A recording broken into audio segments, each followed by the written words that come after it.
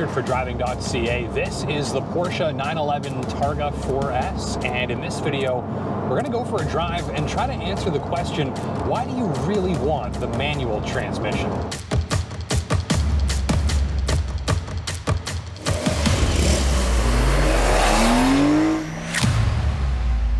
It's got a 443 horsepower flat-six engine, all-wheel drive, all-wheel steering, and all of the performance car toys for full customization of the driving experience that enthusiasts love.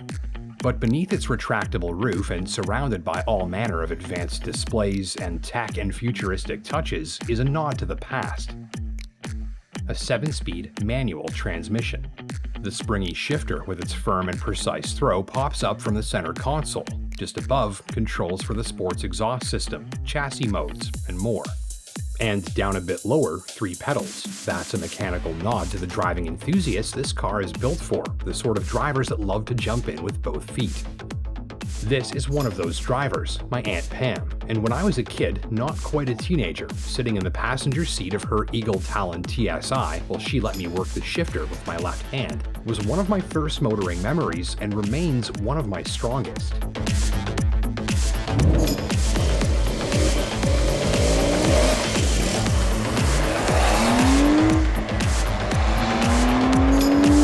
Those memories are the reasons I would peek into every sports car window I could find to see if it had a stick shift. Those memories are the reasons I've never owned an automatic car. Shifting gears are some of my formative motoring moments and remain some of my fondest memories of Aunt Pam, who is sadly no longer with us.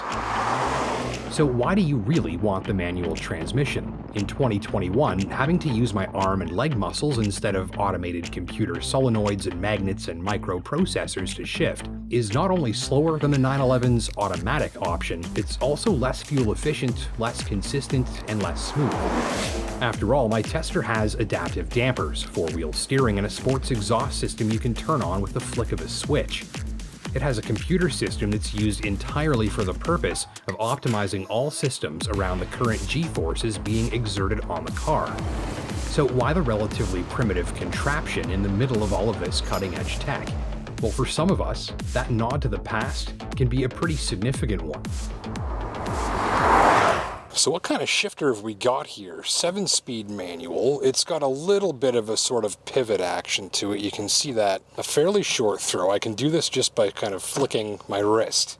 Don't even have to get your hand involved. You can just do that with 2 fingers if you like.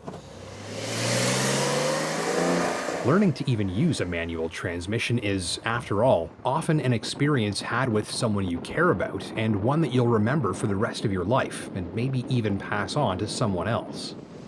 And sitting here, surrounded by all of this, and all of the latest 911 tech, and driving with 2 arms and 2 legs, it doesn't matter that this isn't quite as quick or efficient, or that there's enormous hang time between the gears that the automatic option deals away with.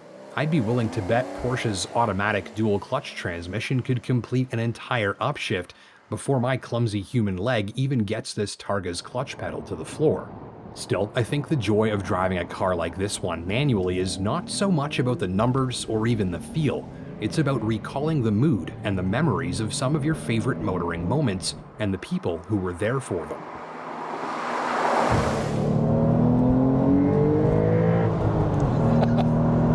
The exhaust sound is like a melody, morphing and evolving as the revs climb, totally addicting. The shifter and clutch are a setup that many enthusiasts will love, firm and demanding, but also comfortable enough to use in traffic.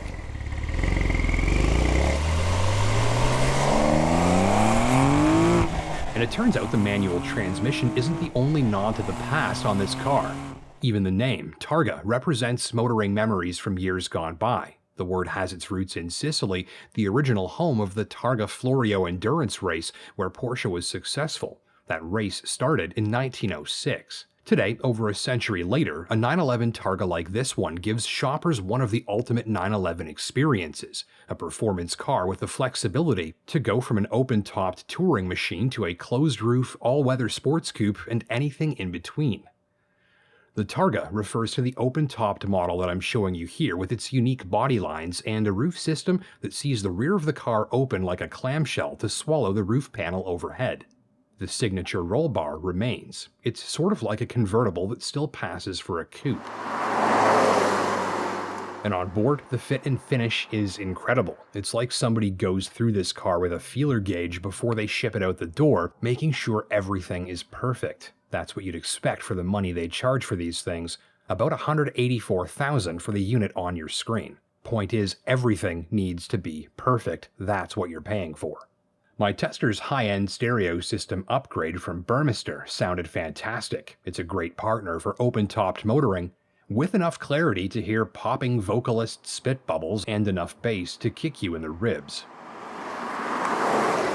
All those years of Tetris came in handy. Watch this. Like a glove? Like a glove.